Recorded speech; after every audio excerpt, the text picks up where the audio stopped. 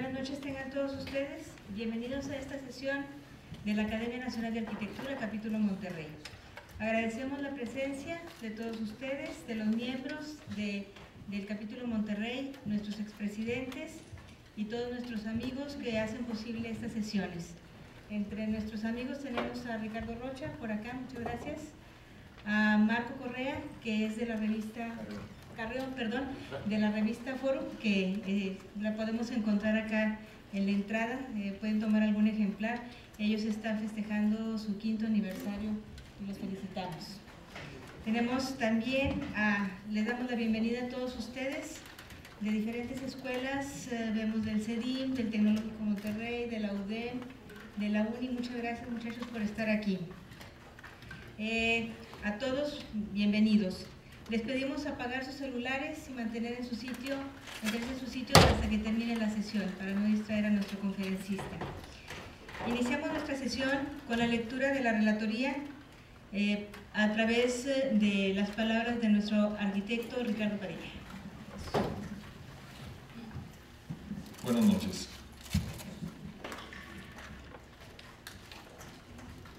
El 5 de octubre tuvimos invitado a Juan Palomar Berea y comentarista fue Rafael Adame Doria, académico. Esta sesión tuvo por título Itinerarios, yo le agregaba de un arquitecto en Guadalajara. La presentación que escuchamos en aquel momento está basada en el trabajo de desarrollo urbano que se ha venido haciendo en el organismo municipal Coplaur de la ciudad de Guadalajara en los últimos 3 años. Se ha basado en un amplio registro de información, experiencias y gestión del desarrollo urbano del municipio. Juan Palomar nos viene a presentar una ruta o un camino personal e institucional, como él titula, itinerario. Un camino con logros, sueños, anhelos logrados y visiones interrumpidas. La participación de Juan Palomar fue clara, exigente y hasta despiadada en algunos aspectos de la aventura urbana. La participación de Rafael Adame, por otra parte, fue muy incisiva respecto al manejo del gobierno y las autoridades sobre el control y la gestión urbana. Nos quedamos con las siguientes 4 o 5 ideas que citamos a continuación. La primera idea que nos causó mucho impacto es cuando Juan Palomar hace una referencia al Environmental Law Institute de Estados Unidos, que publica un informe que desarrolla el decálogo sobre los errores de la dispersión urbana, 10 Things Wrong with Sprawl, en donde se pone de manifiesto el gran problema que enfrentan las ciudades dispersas, como evidentemente todos sabemos, en Monterrey lo padecemos. La dispersión urbana contiene 10 elementos que leyó Juan, que les repito. 1. Diluye el equipamiento y los servicios. 2. Encarece el mantenimiento urbano. 3. Incrementa costos y distancias del transporte. 4. Consume más recursos que otros modelos de desarrollo urbano. 5. Genera segregación urbana, espacial y social. 6. Incrementa los impuestos. 7. Degrada la calidad del aire y del agua. 8. Altera o destruye hábitats naturales. 9. Dificulta la sociabilidad. Y 10. Reduce las posibilidades de elección. La segunda idea que quisiera comentar el día de hoy como cronista es para que Juan Palomar Berea concluye contundentemente en 3 aspectos del urbanismo disperso heredado del siglo XX, pero peligrosamente actuante todavía en nuestras ciudades, que nos convoca a vigilar, controlar y reducir. La dispersión urbana es, en sus palabras, 3 cosas: es ambientalmente insostenible, socialmente injusta y económicamente ineficiente. La tercera idea que quiero compartir hoy en la crónica es evidente que la especulación inmobiliaria y la corrupción están en la raíz de una situación que para Guadalajara, yo agregaría, y pudiésemos incluir nosotros a Monterrey, supone el tener ahora 4 veces más suelo disponible para la urbanización del que jamás va a necesitar. Por razones demográficas y poblacionales, lo voy a volver a repetir. Para Guadalajara y Monterrey, supone el tener ahora 4 veces más suelo disponible para la urbanización de lo que jamás vamos a necesitar, que es parte del fenómeno de dispersión. El daño ambiental es incalculable, el daño patrimonial será imposible de abordar y el daño humano de vivir en una ciudad condenada a vivir la mitad del tiempo en un transporte motorizado es muy grave. Tenemos que recordarnos que la mancha metropolitana de Monterrey traga diariamente 7 hectáreas de cerros, montes, vegetación autóctona o terreno agrícola diariamente, 7 hectáreas. La cuarta idea y penúltima es que entre las nuevas generaciones, sobre todo, ya hay ciertas manifestaciones del malestar que existe en la gestión actual de la ciudad, en su manifestación cotidiana e inmediata al usuario, y se han centrado estas inquietudes en 2 principales frentes, que es la movilidad y el tratamiento de los espacios verdes. Esas son las grandes preocupaciones de los jóvenes de hoy en las ciudades mexicanas. Si bien ambas son problemáticas de primordial interés, hace falta una plataforma general de conocimiento y toma de postura sobre los demás aspectos que forman el hecho urbano. La penúltima idea que él menciona es que la solución urbana de la ciudad se orienta en 3 ámbitos, que es la ciudad central, la ciudad intermedia y la ciudad periférica. Interesante manera de abordar la ciudad porque típicamente el urbanismo tradicional está siempre enfocando su visión a ver qué sucede en la periferia de la ciudad. Y él nos habla de 3 ciudades que hay que tener siempre en cuenta. La ciudad central es la zona de mayor valor patrimonial y la más antigua del área metropolitana, sede del centro metropolitano y donde se ubican los barrios con mayor tradición. Para esta ciudad central, las políticas de ordenamiento deben de ser mejoramiento urbano, renovación urbana, densificación selectiva y protección patrimonial. La ciudad intermedia, que es la ciudad que nunca vemos, que no es el centro ni es la periferia, que es la ciudad del olvido. Él comenta que esta ciudad intermedia es, considerando la situación actual que presenta la ciudad intermedia en relación al desarrollo urbano, las políticas de ordenamiento urbano corresponden a las siguientes, que son la consolidación urbana, la densificación urbana y la creación de distritos urbanos especializados. Y para la ciudad periférica, él habla de hacer una ciudad polinuclear donde existan diferentes centros con servicios en el perímetro de la ciudad, que es lo que más hace falta.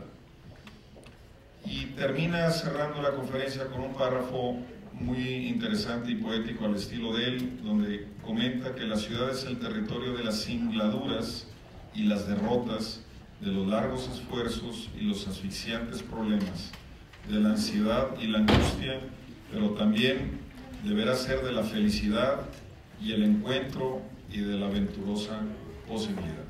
Muchas gracias.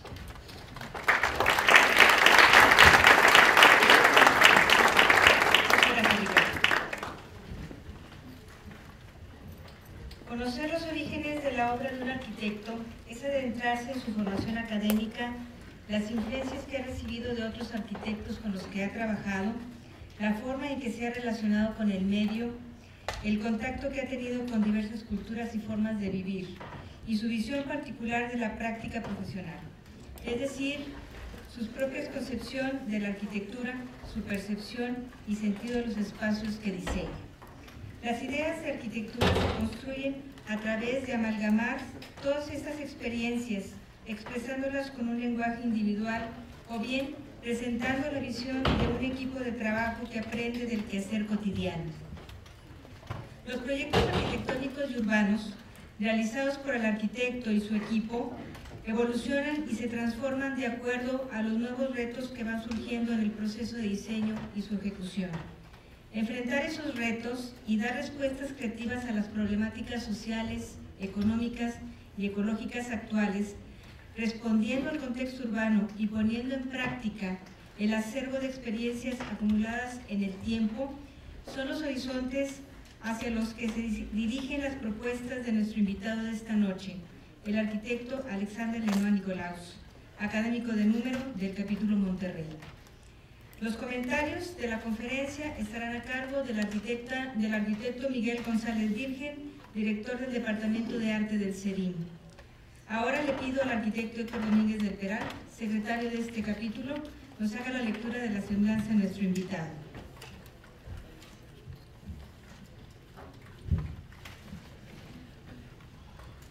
Alexander Lenoir Nicolas, originario de la ciudad de Lausanne, Suiza. Es académico de número de la Academia Nacional de Arquitectura e hizo sus estudios de arquitectura en la escuela EPSIC en Lausanne, Suiza, de 1978 a 1982.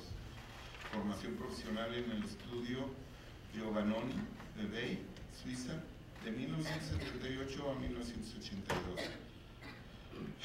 Tiene Alta Escuela de Arquitectura en EIF de Freiburg, Suiza, de 1983 a 1985.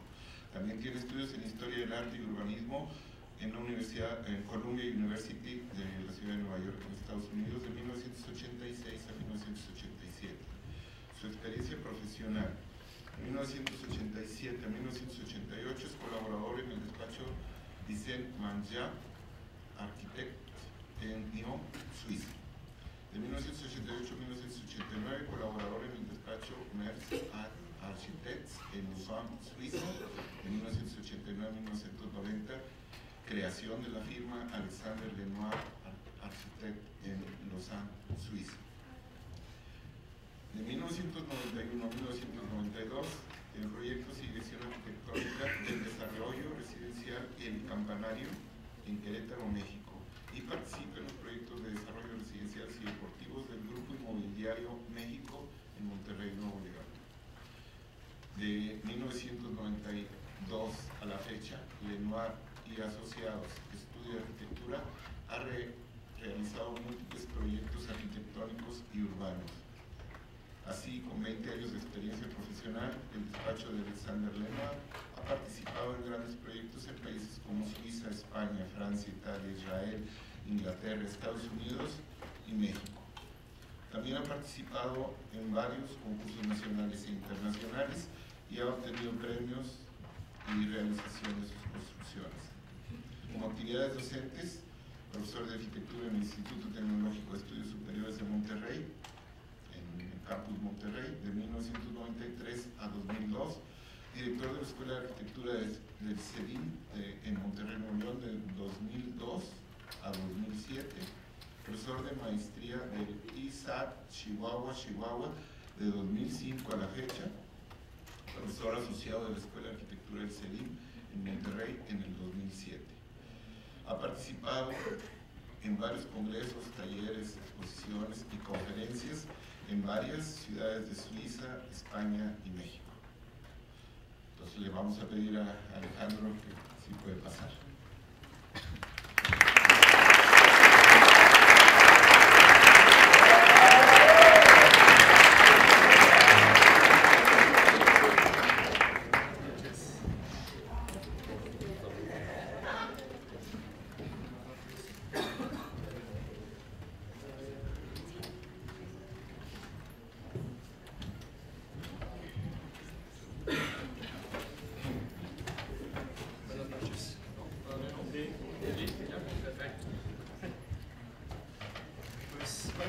Quiero agradecer obviamente la Academia Nacional de Arquitectura de Arquitectura Monterrey por esta gran invitación.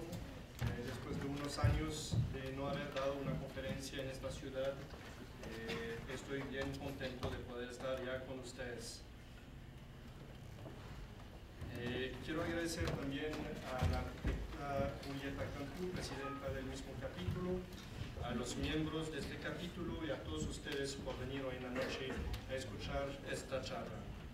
Quiero agradecer también al arquitecto Miguel González Virgen, que aceptó la invitación para comentar la ponencia. Quisiera empezar también platicándoles un poquito lo que pasó la semana pasada. Tuvimos un debate en la oficina debido a los múltiples congresos, conferencias y expositores que tuvimos en esta ciudad y en diferentes ciudades a lo largo de los años.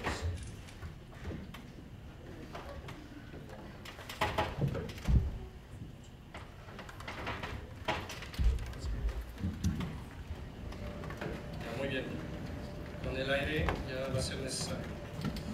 Entonces, Sí, platicaba un poquito de estas personas que nos vinieron a visitar y tenemos ahorita la suerte de tener invitados distinguidos en esta ciudad que vienen del mundo entero a darnos pláticas. Muchas veces de los grandes despachos que conocemos todos únicamente por revistas. Este hecho es extraordinario y también muy representativo. Estuvimos platicando del hecho de la representatividad justamente de las oficinas y me hicieron reflexionar hasta qué punto la persona que presta su nombre a la misma es la persona adecuada para platicar de la obra básica de cada uno de nosotros. Sí, perfecto. Yo tengo la íntima convicción que hay un prestanombre casi en las oficinas. Y este prestanombre hace efecto de bandera. Sin embargo, sin un equipo de trabajo eficiente no hay arquitectura. Actualmente todos trabajamos en conjunto, no únicamente en el propio despacho, sino también hacia afuera, que comentaré un poquito este aspecto después. Pero aquí les quisiera explicar lo que hace o lo que detona el sistema de la Oficina de Leonor Asociados. Aquí, para ser breves, pusimos que desde el 92, pero esta trayectoria, este origen ha sido cambiado muchas veces y el 92 es un nuevo origen y creemos que cada año va a originar justamente un nuevo cambio, un nuevo principio para cada uno de nosotros. Otra etapa de nuestra vida, otra etapa de nuestra obra y cada una tan destacada como la otra. Aquí ven una especie de coraje que es el monstruo que somos en la oficina, porque creemos que justamente esta imagen no ha sido correctamente expresada. Mi despacho ha tenido la oportunidad de tener colaboradores, socios, practicantes extraordinarios a lo largo de todos esos años, de los cuales muchos de ustedes han tenido este paso por la oficina, ya que los reconozco, los veo y con gusto veo cómo se desarrollan. Y al final estamos calculando un aproximado de más de 160 personas que han pasado a lo largo desde 1992 a la fecha por una oficina que ha ido cambiando de nombre, ha ido cambiando de rumbo, ha evolucionado.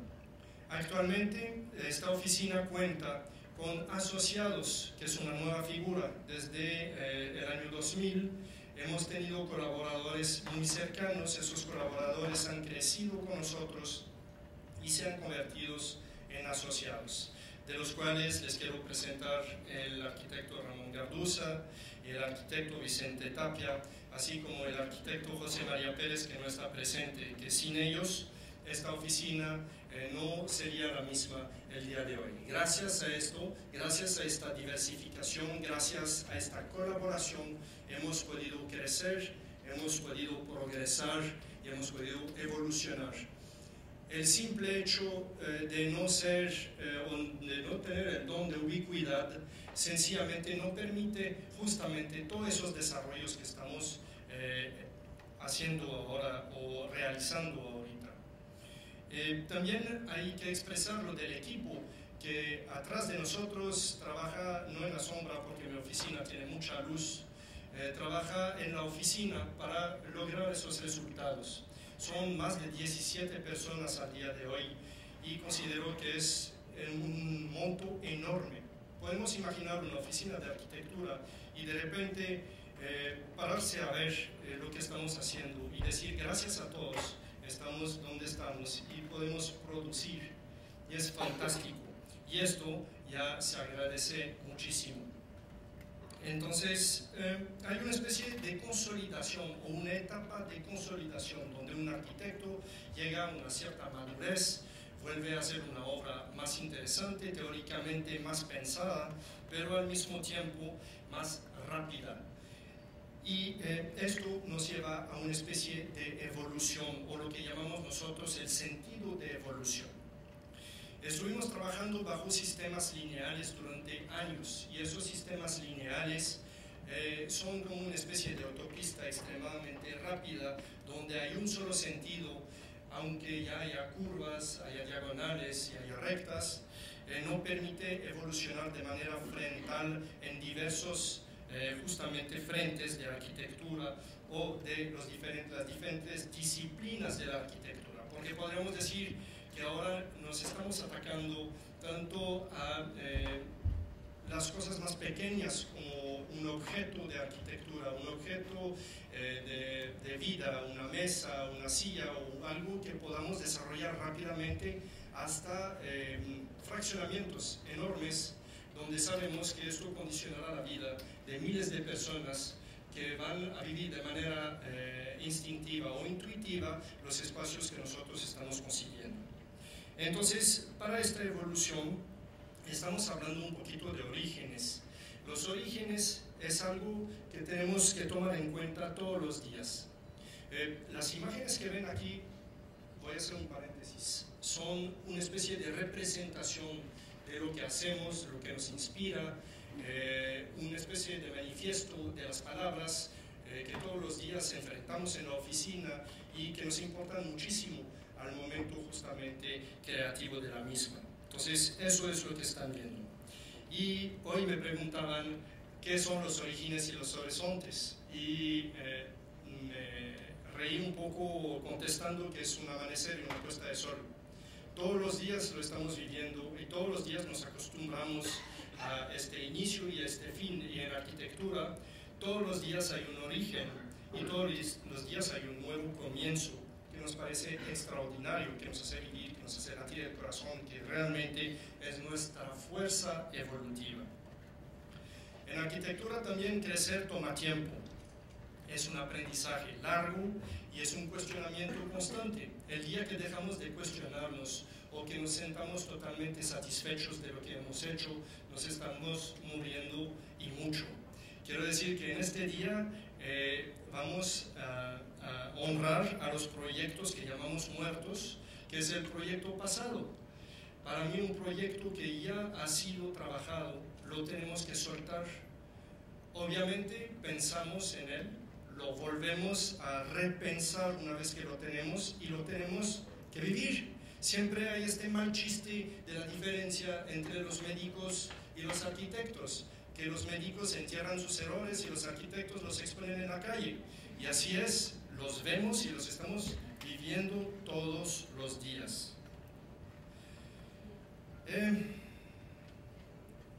Una de las partes gloriosas de esta profesión es que justamente es reinventarse todos los días, tratar de encontrar otra respuesta, encontrar un reto distinto que haga que nuestro quehacer diario cambie y que progrese y que sea influenciado por miles de cosas que nos rodean, y eso hace la riqueza de esta evolución.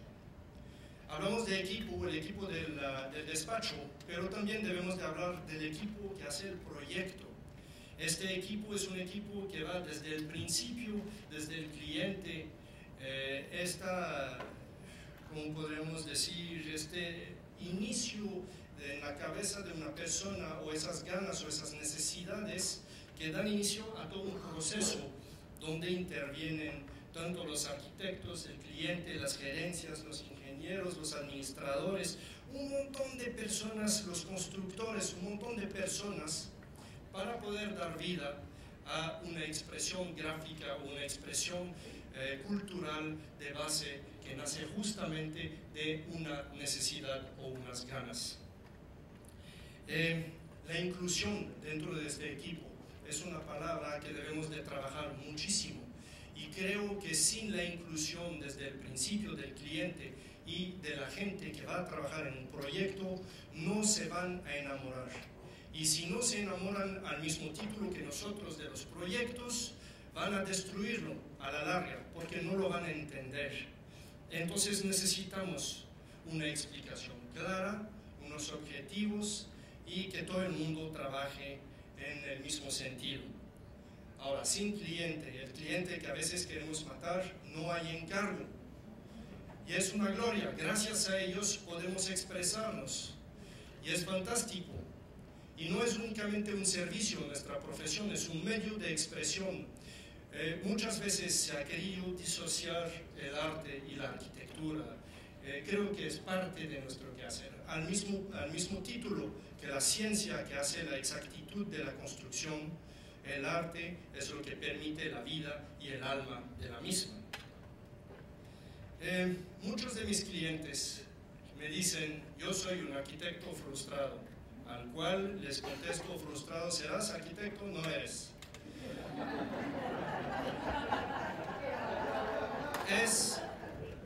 Es la verdad. Lo integramos. El rol del cliente es sumamente importante y hay que darle su lugar.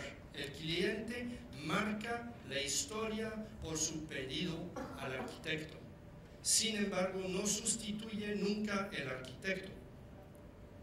Entonces, hay ambiciones, hay deseos, hay sentimientos, y eso es fantástico. Y se expresa a través de una obra donde justamente en conjunto obtenemos un resultado extraordinario en el cual el cliente debe sentirse como el papá, como el arquitecto, pero a título personal de haber entendido y de haber recibido lo que quería a través de una interpretación hecha por un profesional que ha trabajado muchísimo para llegar en donde está. Y digo un profesional y otra vez es este equipo que lo hace posible, y extraordinario equipo que ya lo va a desear como nosotros lo deseamos desde el primer día. Debemos de ir también mucho más allá de la imagen. Nuestra sociedad necesita imagen para vivir, necesita ejemplo. Estamos invadidos por los mismos y creemos que con la imagen entendemos el trasfondo del objeto arquitectónico. Muchas veces eso es un escudo para poder expresar lo que realmente hay en el corazón de la obra arquitectónica. Como lo han visto aquí en la presentación de Libeskind, yo creo que cuando vemos el edificio se pueden entender algunas claves, más no el trasfondo, sino se lee la intención real de esta arquitectura. Es una arquitectura que conmueve, es una arquitectura que obliga a una reflexión, y esta reflexión es una reflexión intuitiva cuando la persona que lo ha pedido, que lo está viviendo de manera alegre, lo está viviendo de manera dramática, porque hay diferentes situaciones y las casas se prestan para esto, los edificios, todo en nuestro entorno construido es lo que influye sobre nuestra vida, y un entorno mal logrado ya desvirtúa totalmente nuestra ética y nuestros valores, por lo cual la relación entre el cliente y el arquitecto es de responsabilidad común para poder justamente enseñar a través de nuestras obras un ejemplo que queremos para la educación, obviamente. Llamamos la arquitectura una arquitectura culta porque se inicia desde un conocimiento acumulado. Muchas veces, con la edad, el arquitecto ya tiene un bagaje. Y hay un ejemplo de un amigo mío que se llama Nacho Cadena, el papá, que una vez me regaló un librito de poemas extraordinario, donde hablaba de los cajones. Y descubriendo un poquito este librito, me di cuenta que tenemos nuestra historia en cajones. Hay cajones abajo y hay cajones arriba que abrimos más frecuentemente. Y esto es justamente nuestro conocimiento. Es esta historia con la cual fundamentamos nuestro presente y nuestro futuro. Obviamente hay factores que rigen la arquitectura. Y estos factores los interpretamos todos los días. Esto no se debería decir frente a estudiantes y nunca, porque realmente queremos darles una metodología para que puedan lograr sus proyectos. Pero la arquitectura se hace mucho más con las vísceras, con el corazón a veces también, pero lo debemos de sentir adentro, lo debemos de vivir. Es un sentimiento, es una inspiración, es una percepción que debemos de tener cada vez que estamos frente a un contexto, a un concepto o algo que nos intuye dentro de lo que hacemos diariamente. Los sentidos también toman una parte importante. Cada vez que veo un terreno o que me encargan algo, directamente mis sentidos funcionan. Es como antenas receptoras y recibo la información que quiero. Automáticamente la voy seleccionando para poder escoger las armas con las cuales voy a empezar a componer este nuevo proyecto. Entonces, dos cosas muy importantes. De un lado el concepto y del otro lado el contexto, que creo que son las dos cosas básicas de la arquitectura. Gracias a esto, nosotros ya tenemos lo que es la primera inspiración. También, cuando eso no es suficiente, llega la función del edificio, que esta función nos puede guiar a través de un proceso y este proceso se puede ir modificando. Es falso que el concepto siempre va primero. Hay proyectos que nacen de una función y que ganan su concepto con el ensamble de las piezas como un puzzle, entendiendo lo que estamos haciendo a medida que lo vayamos construyendo. Y eso es algo que a veces dicen, no, es que le pego la historia sobre el hecho del proyecto. Pues sí, pero esta historia encaja perfecto. Son historias que se van yuxtaposando al proceso tan lógico, tan frío que podría ser el entendimiento de un programa. Después de esto, debemos de detenernos en hablar un poquito de los contextos, porque para mí un contexto no es solo un contexto geográfico. El contexto es todo lo que toca a la parte social, geográfica, histórica, de todo lo que estamos viviendo, política, económica, etc.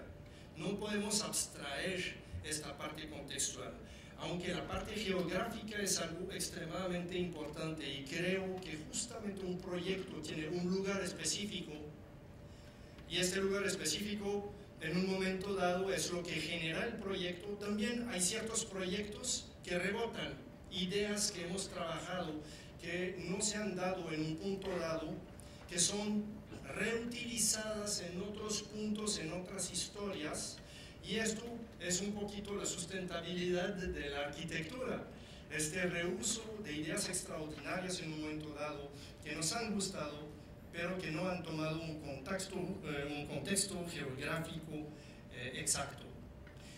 Esta gran cuestión de que siempre la arquitectura se opone o se integra al paisaje, también ya tenemos lo del aislarnos, abrirnos, y esos son debates que debemos siempre tomar en cuenta.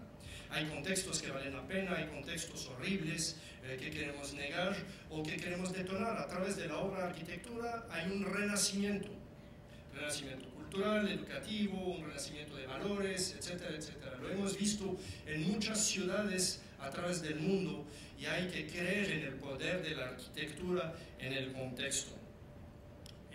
La arquitectura también tiene mucha personalidad.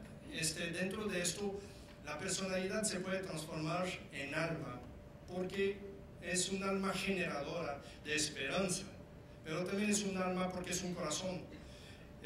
Son metáforas muchas veces. Y vemos, por ejemplo, ya me llegó una anécdota de Peter Zumthor, que vieron antes del otro, ahí, perdón, Libeskind. Se ve, Zumthor un día recibe un proyecto de un amigo del arquitecto y le dice, por favor, chécalo. Y lo tuvieron una semana en la oficina, todo el mundo lo ve y dice, el proyecto está perfecto. Y enojado, Peter Zumthor ya lo deja el fin de semana porque dice, hay algo que no. Y todo el mundo, pues es que el proyecto está muy bien, o sea, no pasa nada. Y un practicante que estaba ahí en su oficina el lunes, en el café, levanta la mano y dice, oye, el proyecto se me hace que carece de alma. Y todo el mundo se miró a los ojos diciendo, la arquitectura tendrá alma.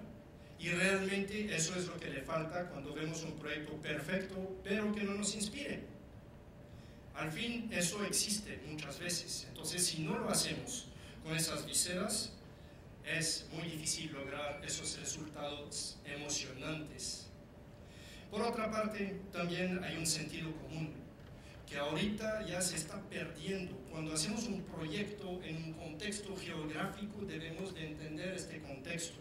Debemos entender el contexto geométrico, debemos de entender el contexto de los elementos naturales, la luz, el sol, la fuerza, la lluvia, el viento y miles de cosas que deberían de ser naturales dentro de nuestra arquitectura. Y lo más terrible es que necesitamos una certificación para decir que ya ahora sí somos expertos LEED extraordinarios. Hemos entendido la responsabilidad del arquitecto de entender los elementos naturales y lo que justamente debemos de hacer como ejemplo. Yo creo que esto se ha perdido y este sentido común se debe de volver a ganar y enseñar para que todos ejerzamos esto en un ejercicio diario de nuestra profesión como una gran responsabilidad. Los contextos históricos y culturales. Esto nos obliga a una gran reflexión y una posición frente a ellos. Yo me acuerdo en Italia que durante años ni en Roma, ni en Venecia, ni en Milán veíamos obras destacadas. Veíamos obras mediocres, veíamos un modernismo arranado, veíamos ejemplos tímidos de lo que era la arquitectura, cuando Italia siempre ha sido destacada por una arquitectura históricamente fantástica. Entonces, siempre se ha dicho, si tú has nacido en un lugar donde la cultura es un motor, ya deberías de ser un poquito más rico dentro de tu bagaje. Y creo que esto, al revés, para los italianos, paralizó completamente su actividad y les dio un complejo de inferioridad tremendo que hasta hace poco, hace como 15 años, renace por fin arquitectos que tengan el coraje y la fuerza de expresarse frente a la historia. Porque ya no nos debemos de engañar, el testigo número uno de la historia es la arquitectura. Entonces, tener la responsabilidad de ejercer la arquitectura es enorme también en este contexto histórico-cultural. Luego, ya tenemos el mendigo contexto económico. Ya yo lo nombraría como el chacmol de la arquitectura. Este es el altar de todos los sacrificios. Todo se vale para ganar 3 pesos.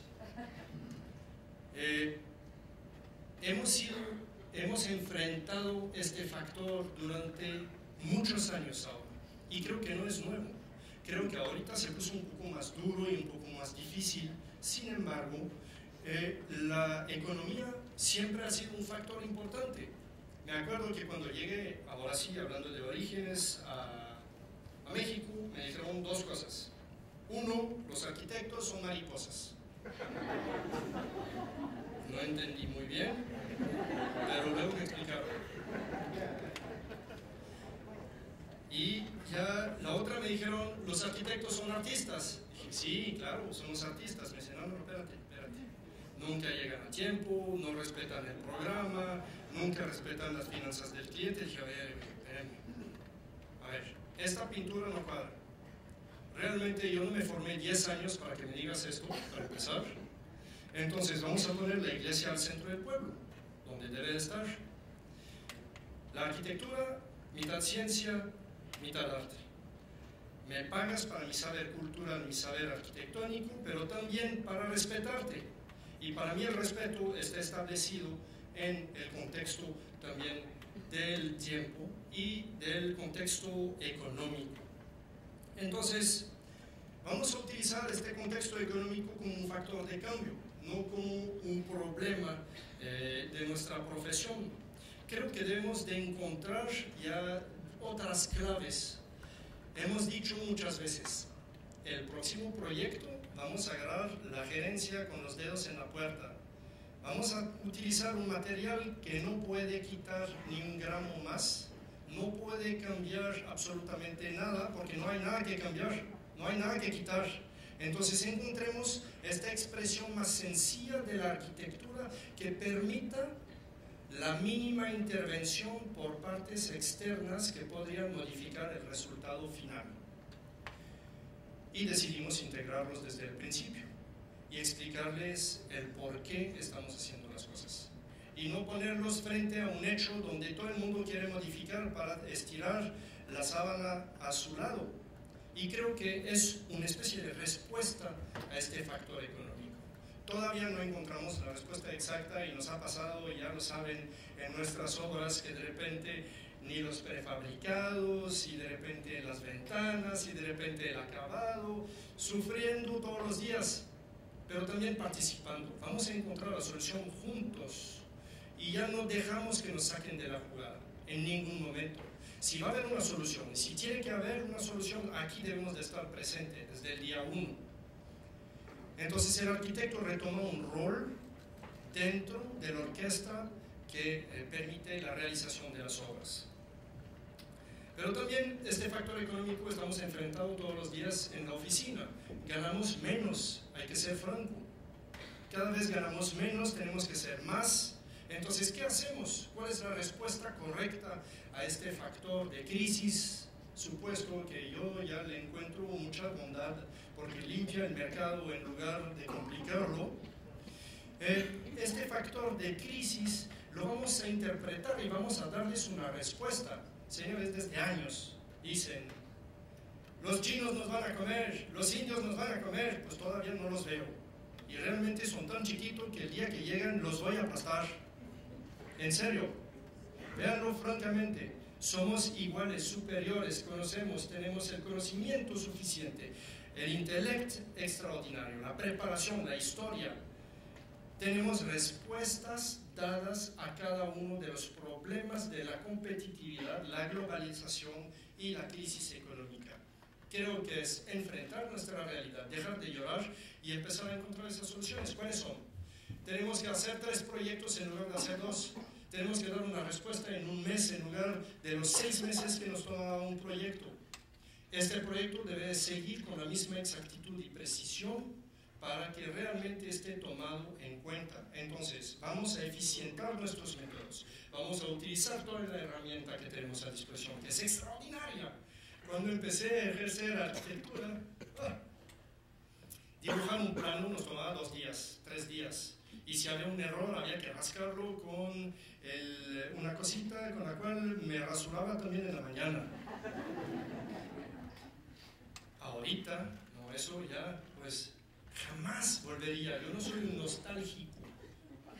Los que se quedaron en la época, que prefieren todavía dibujar a mano, pues discúlpenme, pero ya se van a morir. O si no, están enterrados ya. Me gusta el croquis. La expresión de la mano es fantástica, pero cada espacio en tiempo y en el momento dado. Sigo dibujando muchísimo a mano. En la oficina dibujamos todos a mano. Y los croquis son extraordinarios y es un fomento de idea fantástico. ¿Por qué? Porque este fomento es mucho más fácil que nazca del cerebro a la mano, a la pluma, que a la computadora. La parte mecanizada nos quita la poética, un poquito la primera poética del trazo de la arquitectura. Sin embargo, todo lo que sigue es un proceso extraordinario. Y la creatividad también puede pasar a través de la computadora. Ahorita hay software fantásticos, extraordinarios. Todos los días me inquieto yo de ver esto, porque esta inquietud es más bien de poder descubrir esto y de poder utilizarlo. A lo mejor no personalmente, porque no me voy a hacer especialista en cada uno de los software que están saliendo. Y yo creo que aquí en la oficina me mandarían a mi casa en lugar de dejarme trabajar. Cada quien tiene su rol en una oficina también. Sin embargo, yo creo que gracias a esto entendemos nuevas claves. Y esto a lo mejor es la evolución de nuestra arquitectura. Eso es lo que nos va a permitir ir mucho más lejos, dar nuevas respuestas. Estamos haciendo cosas que no podríamos haber hecho pocos años antes, perdón. Imagínense un viaje 15 años antes, donde realmente teníamos las primeras computadoras en la oficina. Computadoras Mac, que después nos traicionaron, pero bueno, en aquel entonces era una herramienta extraordinaria y fuimos evolucionando. Y esto es parte de este contexto económico, dar una respuesta más rápida, tener una mente más ágil y empezar a ser igual de preciso o sumamente competitivo contra gente que trabaja día y noche y que no está pagado para hacer lo que está haciendo. cosa que nosotros no vamos a dejar hacer. Podemos hacer lo mismo por el mismo monto, siendo digno en nuestro trabajo y respetándolo.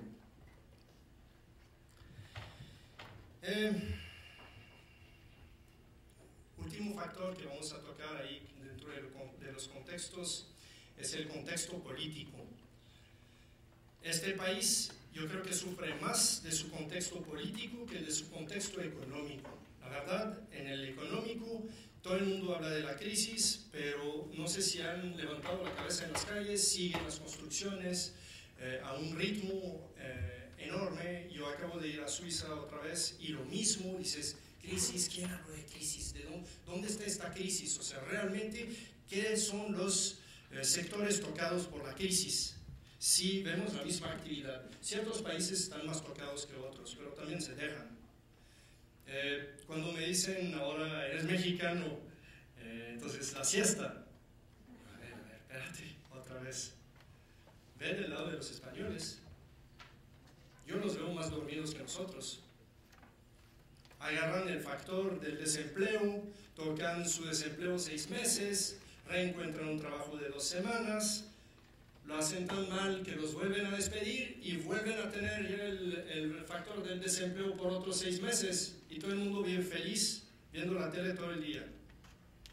En México yo veo que la gente trabaja, tiene realmente ganas de hacer más y de encontrar nuevas cosas, o sea que es un pueblo voluntario y gracias a esto no nos mata ni el factor económico ni el factor político. ¿Por qué? Porque tenemos una voluntad propia. Los políticos tienen muchísima responsabilidad y ya lo sabemos. Ellos pueden transformar el país y creo yo que la primera transformación, y esto me han oído hablar de esto desde que di mi primera conferencia en 92, es la educación. Si no cambiamos la educación, no vamos a evolucionar. Y mantener tanta gente en una ignorancia es un factor que nos va a costar extremadamente caro. Este factor de educación tenemos que moverlo. Tenemos que incrementar el número de gente en altas escuelas. Tenemos que sobrepasar el 25% de gente en las universidades. A veces parece loco, pero yo creo que es un factor que debemos de desarrollar. ¿Por qué? Porque si no, no nos vamos a transformar de este país de manufactura a un país de servicio, porque México no va a poder sostener la fabricación a nivel global. Entonces tenemos que encontrar nuevas respuestas, pero si no preparamos generaciones para dentro de 25 años que van a ser activos, ya no tendremos esta competitividad y la vamos a ir perdiendo ahora sí que muy rápidamente, porque al contrario, China y India están basando su política sobre la educación y el crecimiento intelectual de su población. Entonces, ahí sí es una apuesta extraordinaria. Leí, ustedes deben de haber recibido este mail que dice que hay más gente con coeficiente de inteligencia en India que no sé qué y no sé cuánto. Dices, oye, pues son números aberrantes. Pero ese es el factor de una política que ya ha trabajado la educación desde más de 30 años para encontrarse en su posición actual.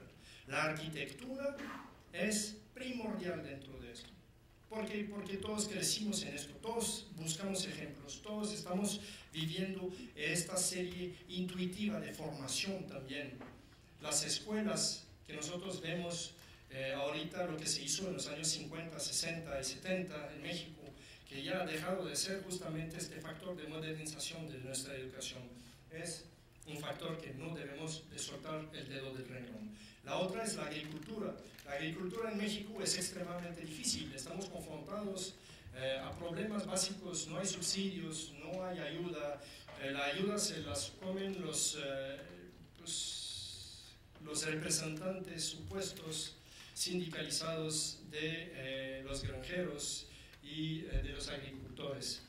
Todo esto necesita reforma. Como hemos visto ahora, la primera por parte del presidente, extraordinaria sobre la electricidad. Los otros sectores se van a tener que tomar igual. Y vamos a terminar con la del turismo, que ahorita acaban de eliminar la Secretaría de Turismo. No entiendo si México ya basa su crecimiento sobre el turismo y que la arquitectura, gran parte de lo que tenemos nosotros como trabajos va en ese sentido. ¿Por qué estamos quitando una fuente tan importante de trabajo? Entonces, debemos de levantar la voz, debemos de platicar con nuestros políticos, debemos de hacernos reconocer como arquitectos, que también es otra plática que tuvimos, que la firma de un arquitecto no está reconocida. Puede firmar un constructor, puede firmar un ingeniero, puede firmar todo el mundo, y el arquitecto de pasada. Pero realmente, imagínense, es la segunda profesión en tiempo de estudio que podemos encontrar en el mundo.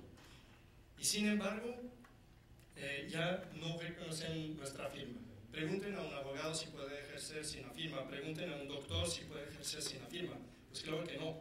Y esas tres profesiones van de la mano. Entonces, son las profesiones que dan servicio a una sociedad. Y si no podemos reconocer, y esto lo debemos de exigir a las autoridades, si este diploma que tenemos no es válido o no es suficientemente válido, vamos a perder parte de nuestra credibilidad. Entonces, esos contextos son muy importantes. Y también dentro de la política puede cambiar esto mañana. Quiero decir, nos pueden cambiar todas nuestras bases, pueden decidir desarrollos o cancelar desarrollos. Entonces hay que ayudarles a entender dónde está la importancia dentro de nuestra profesión y dentro de nuestros valores como ciudadanos. Ahora, de nuestro trabajo, porque en fin vamos a hablar un poquito de lo que hacemos. Creemos que los conceptos, justamente como les explicaba, son una especie de manifiesto de palabras. Pero más que la palabra también es el espacio de inspiración. A veces puede ser un libro, a veces puede ser una película.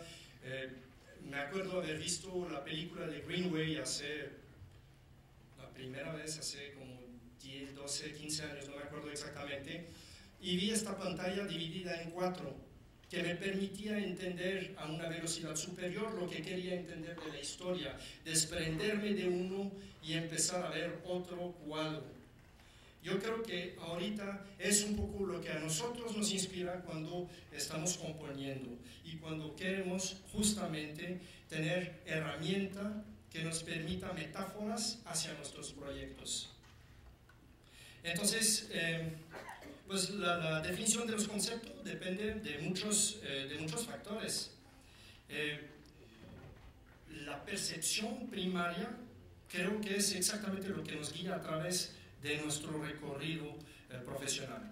Pero esta percepción puede ser, como lo citamos antes, ¿no? Puede ser una situación geográfica, puede ser una situación geométrica, puede ser algo que nos inspire de un tema, y varios de nuestros proyectos están justamente en función de estos temas. Entonces hay historias que se crean para poder nosotros motivarnos dentro del proceso de concepción del mismo.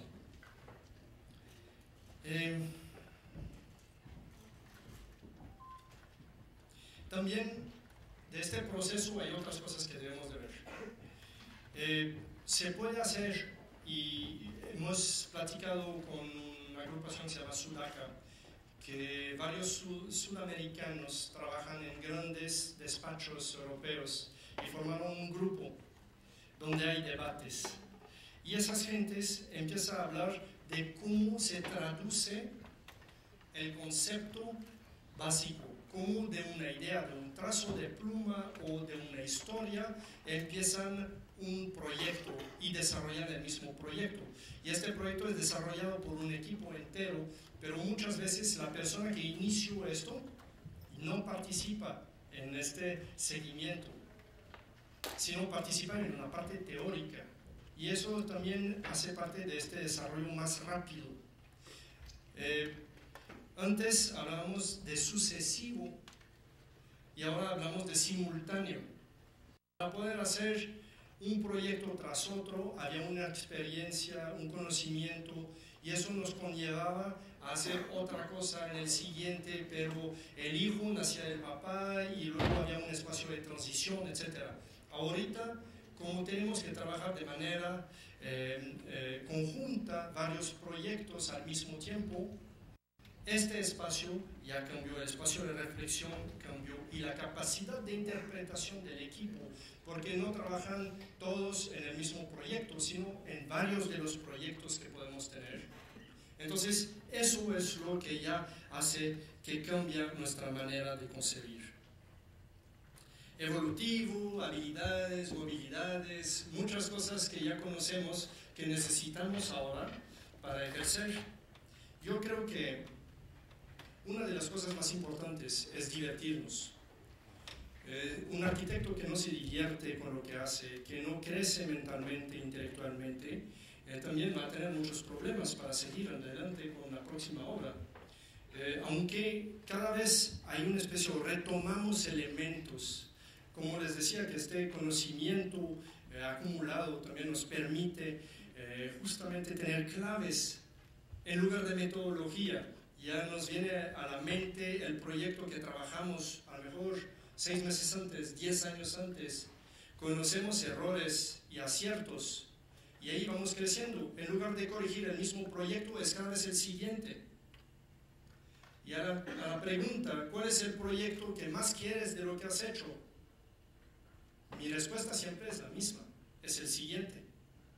Ese es el que quiero, ese es el que quiero ver, es el que quiero que me digas, por favor, hazme esto, o hazme esto, sin el por favor, me vale.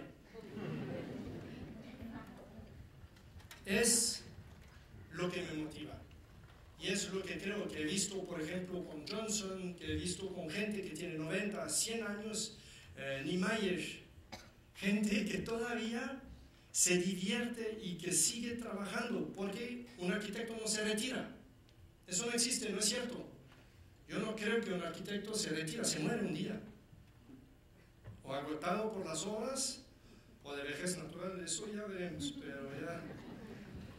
En fin, creo que es una pasión, no es un trabajo. Entonces, al fin, eso así se ejerce.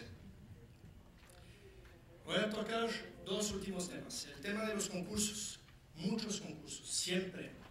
¿Por qué? Porque es donde tenemos un territorio de experimentación. Es donde ya podemos ver otras cosas, proponer cosas realmente atrevidas o no conocidas, el territorio de la experimentación. No se hace un concurso para ganarlo, se hace un concurso para crecer. Si de pasada lo ganamos, fantástico. Y si no, nos sirve de experiencia para el próximo proyecto. Es el reciclaje famoso. Hemos hecho proyectos donde hemos tenido suerte, como la Plaza del Bicentenario en México, que estuvimos ahí los finalistas. En Shanghái nos barrieron, en Tijuana fue igual, y 50 otros donde nos barrieron, no pasa nada. Seguimos haciendo concursos, seguimos divirtiéndonos. Hicimos un concurso extraordinario en el CEDIM con los alumnos del Instituto del Agua, que la verdad le tenía muy poca fe a este concurso porque lo lanzó el gobierno.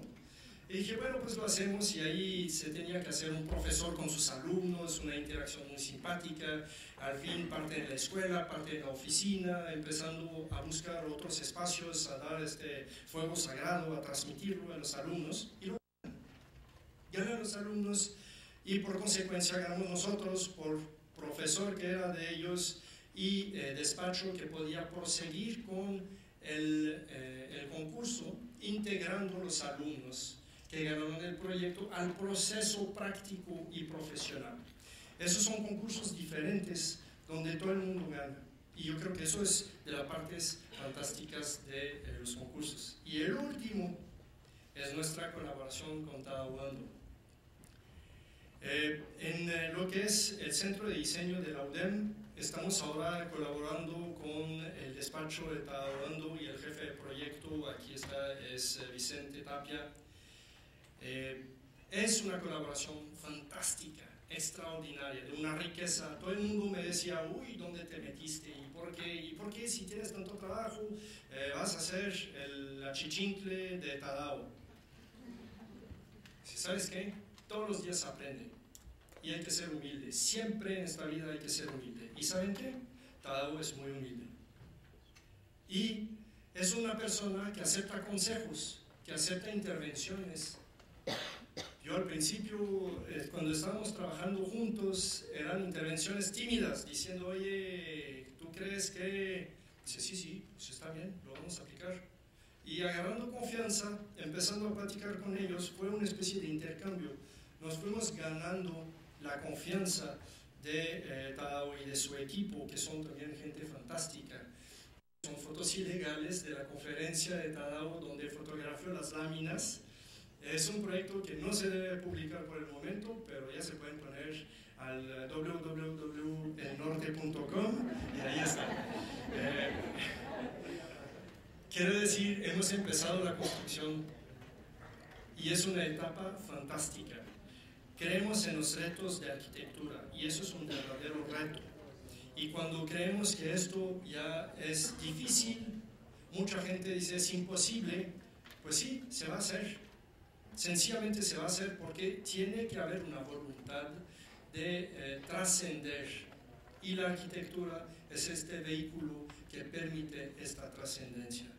Entonces, pues eso es como me quisiera despedir y agradecerle por su presencia.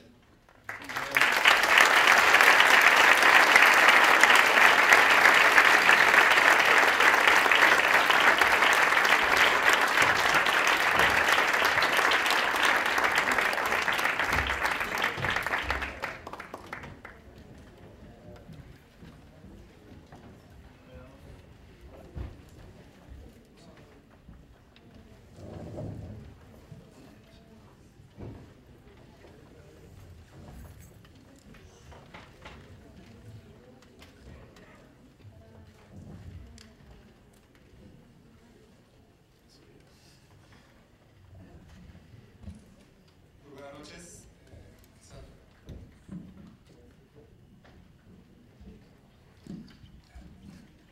Buenas noches. En primer lugar quiero agradecer a Rita Cantú como presidenta de la Academia de Arquitectura, Capítulo Monterrey, por la invitación de estar aquí y comentar las palabras de Alex, que no es la primera vez que lo hago. Ya lo hicimos una primera ocasión hace ya varios años y creo que ya en ese tiempo Alex se ha mexicanizado bastante, sobre todo por el humor. Creo que lo que ha permitido a Alex entender nuestra cultura, aceptarla y contribuir a esta cultura de una forma que la verdad ha sido excepcional. Creo que y a pesar de eso ha mantenido también gran parte de lo que él cree y lo que por él vive con muchísima pasión. Y creo que esto de lo que él cree y vive con tanta pasión es esta forma de pensar la arquitectura, de estar siempre pensando en qué es la arquitectura. Y yo creo que en esta forma de pensar la arquitectura creo que es parte de esta tradición desde Le Corbusier, de arquitectos que piensan cuál es la esencia de la arquitectura, que va más allá de lo material. Corbusier decía que es luz y sombra, que ahí en el juego de la luz y la sombra de los volúmenes radicaba la experiencia de la arquitectura. Zumthor hace poco escribió un libro que se llama precisamente Pensando en la arquitectura, donde él habla mucho de los materiales, pero habla mucho de las memorias de su niñez, de cómo siempre él se escapa y cuando tiene un proyecto busca las memorias, las experiencias que tuvo en su niñez y que quiere crear esos ambientes en su arquitectura. Y para él eso es lo que es la arquitectura, crear estos ambientes. Entonces siempre es una tradición que ve la arquitectura como una unión, como ya lo mencionó Alex también, entre lo material, entre la construcción, la exactitud de la ciencia, pero también esta parte que es inmaterial, que está la experiencia, que es luz y sombra, o para Alex, los orígenes, donde encuentra el alma de los proyectos. Y yo creo que en ese sentido es donde Alex lo que nos está diciendo es que en estos elementos, en esta unión entre lo material y el material, se crea una arquitectura que se convierte en un objeto cultural, que trasciende, que va más allá del objeto mobiliario, del objeto económico. Si ustedes se dieron cuenta, Alex no nos presentó ningún plano el día de hoy. Bueno, nos presentó algunos, pero brevemente. No se detuvo a explicarnos la función, ni cómo hizo un proyecto, ni específico. Porque creo que nos quiso llevarnos a este punto de que viéramos que para la arquitectura va más allá de todo esto, ya de estos planos y de estos recorridos tan específicos, sino que dónde tienen su origen. Y para él el origen están ahí, en todas estas, de donde surge el alma del proyecto.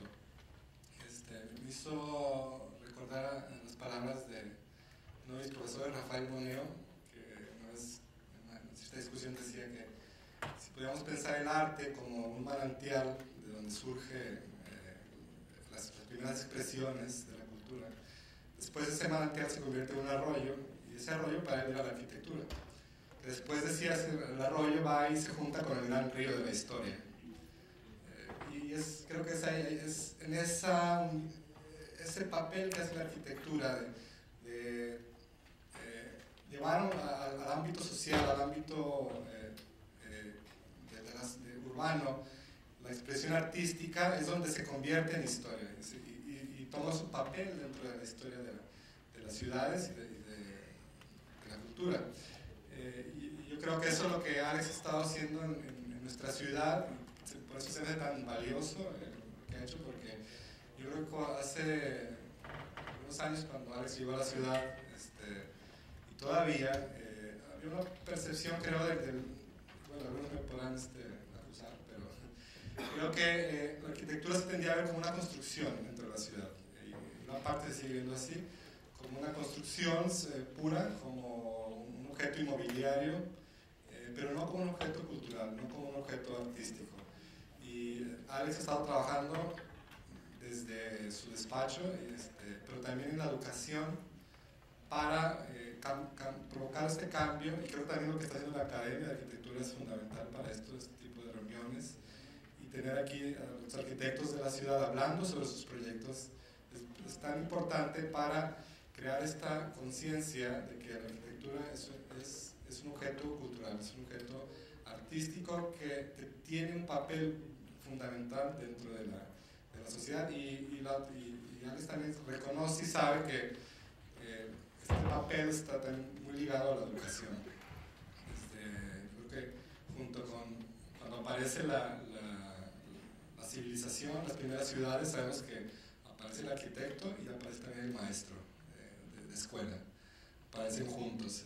La civilización aparece siempre ligada también a la educación y a la construcción también.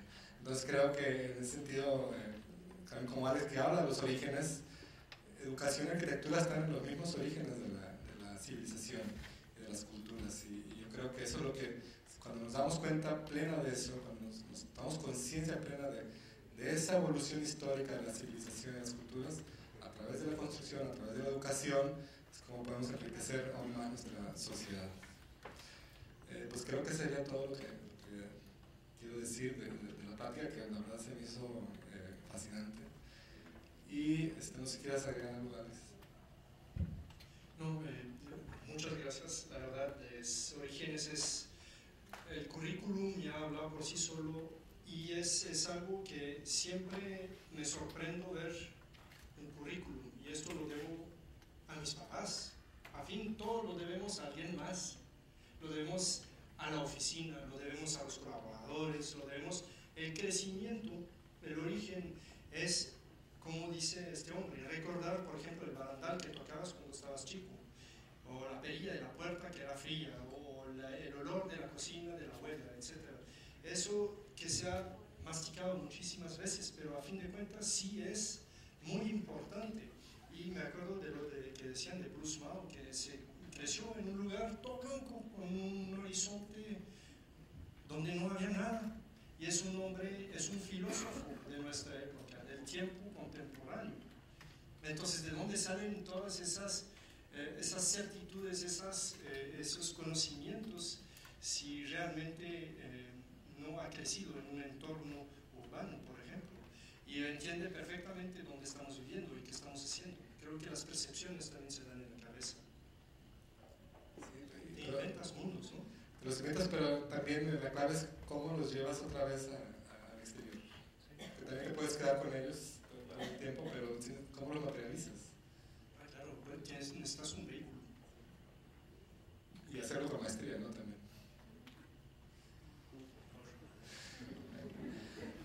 Bueno, vamos a abrir la sesión ahora a preguntas del público.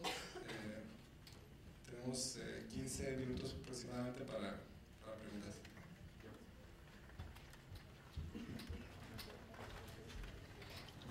Buenas noches. En realidad no es pregunta, Alex. En realidad te conozco desde hace un rato.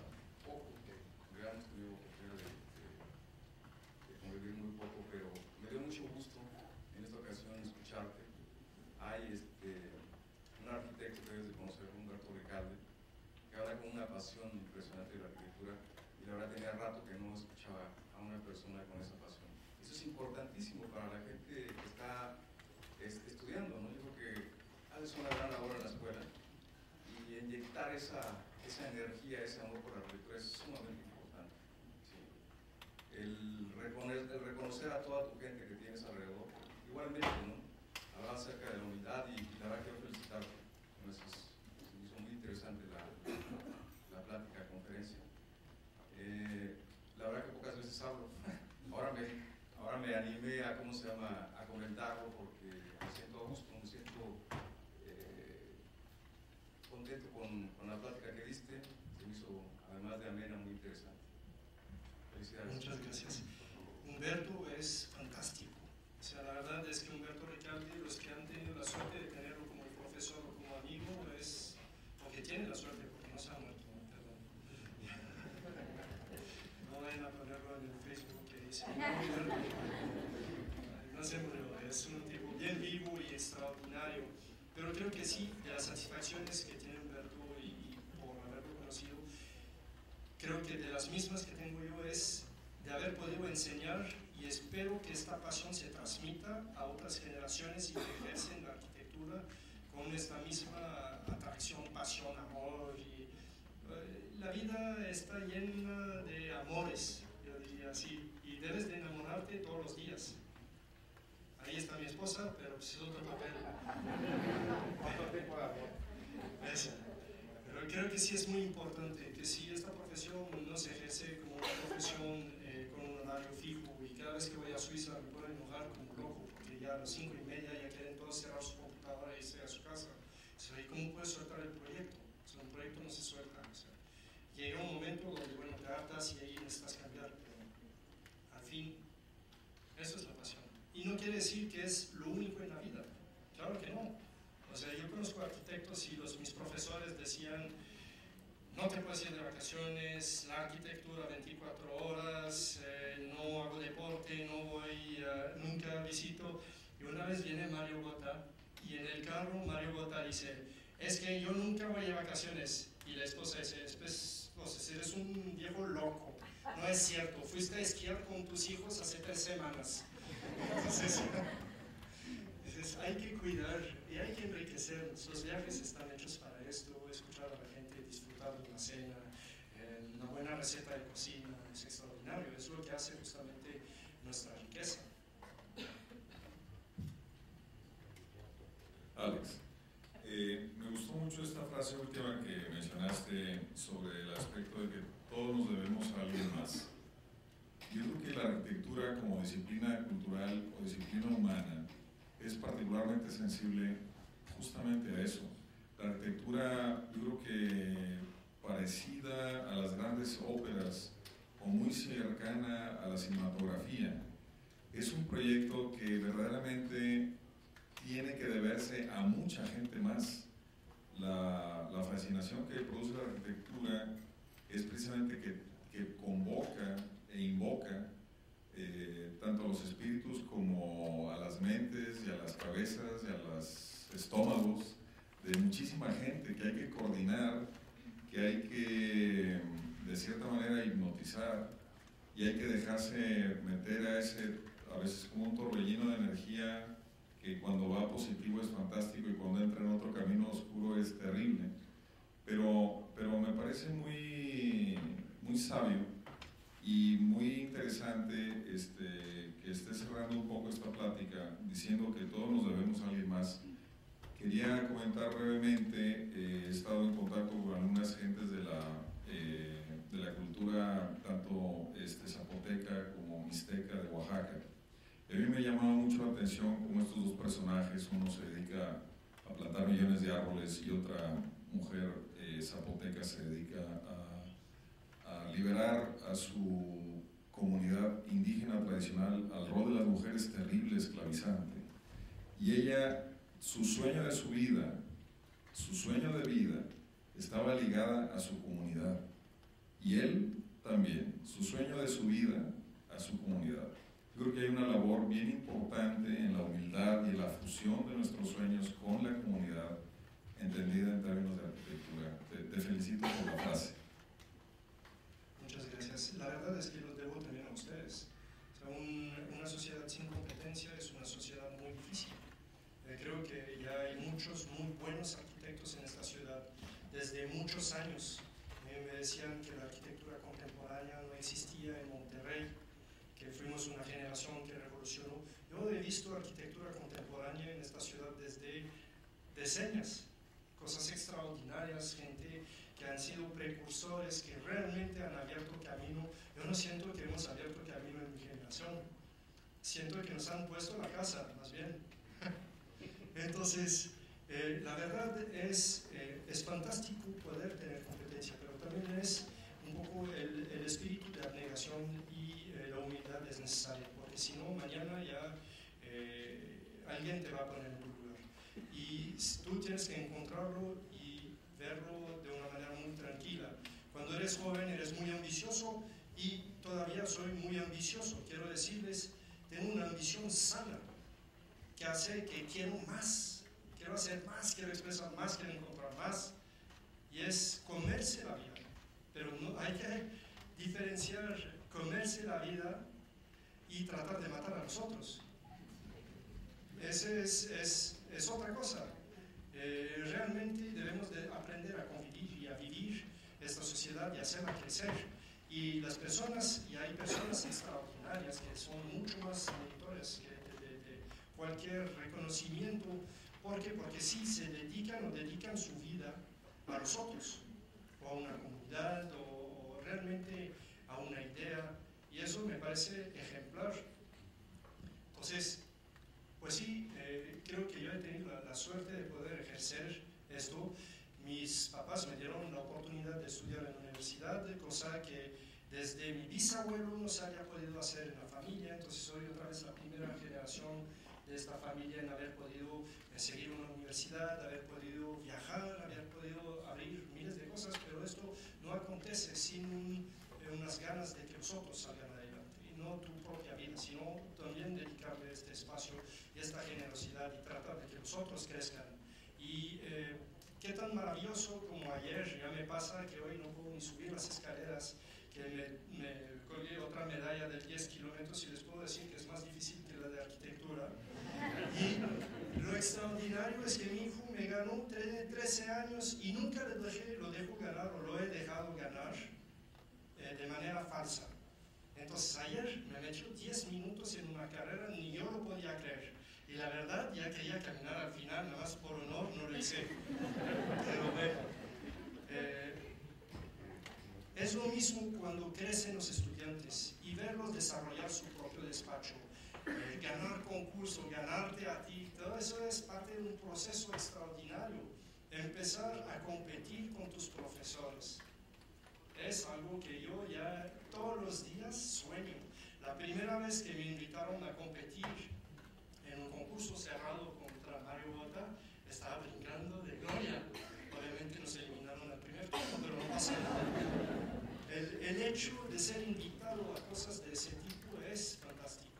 de poder enfrentar el saber tuyo, las ganas a los que te enseñaron, es algo fantástico. Entonces, pues es lo que deseo a todos.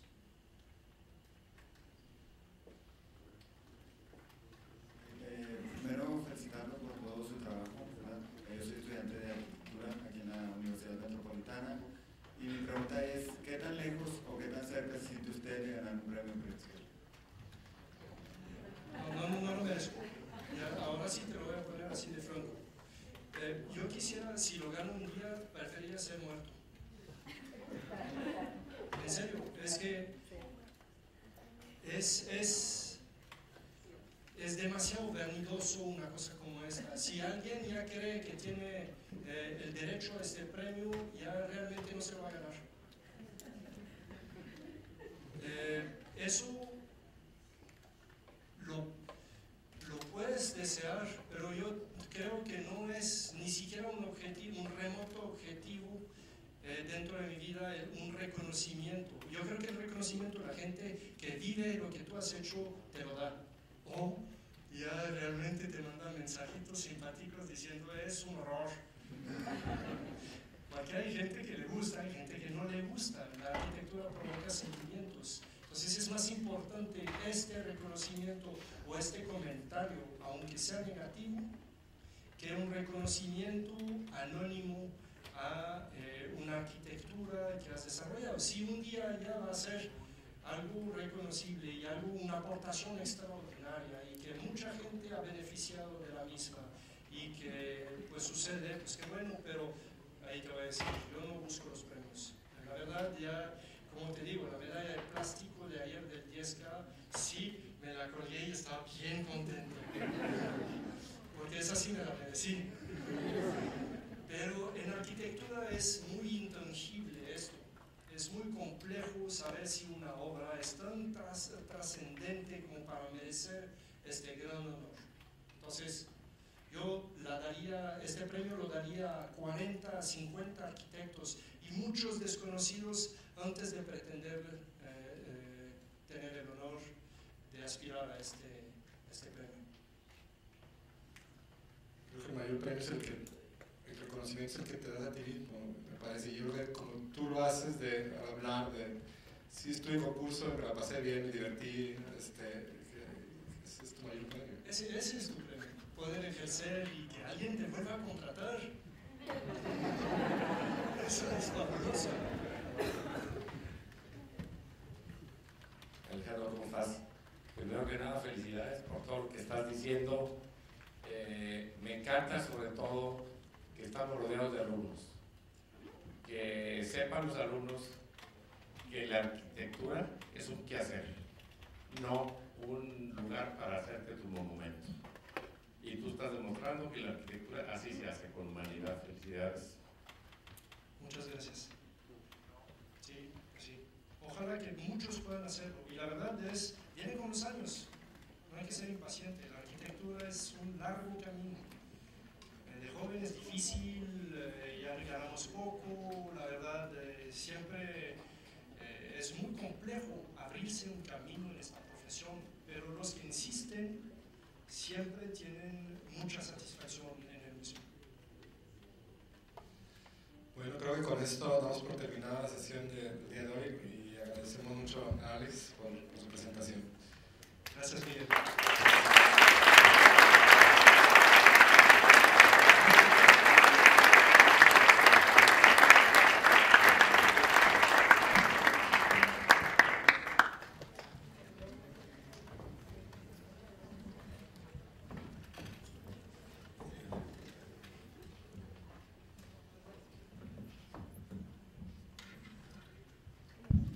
Agradecemos la participación del arquitecto Alexandre Lenoir, que nos acompaña esta noche, a Miguel González Virgen, quien fue comentarista de esta sesión, a quienes les entregamos un reconocimiento por su valiosa contribución.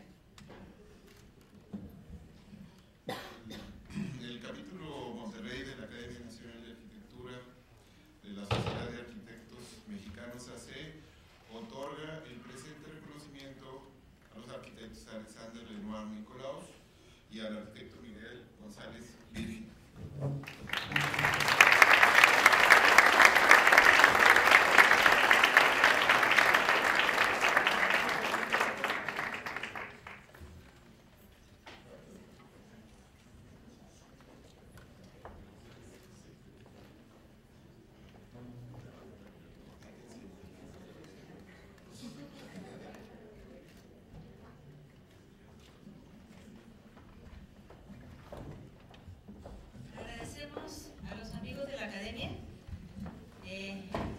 siempre es importante mencionarlos.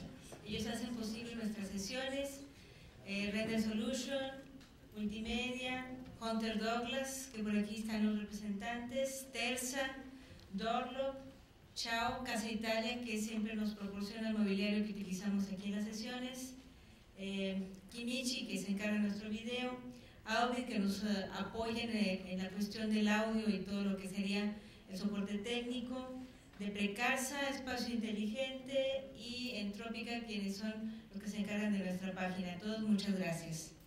Siendo las 9:00 de la noche, declaramos concluida la sesión y los invitamos a la próxima, que será el 7 de diciembre. Muchas gracias.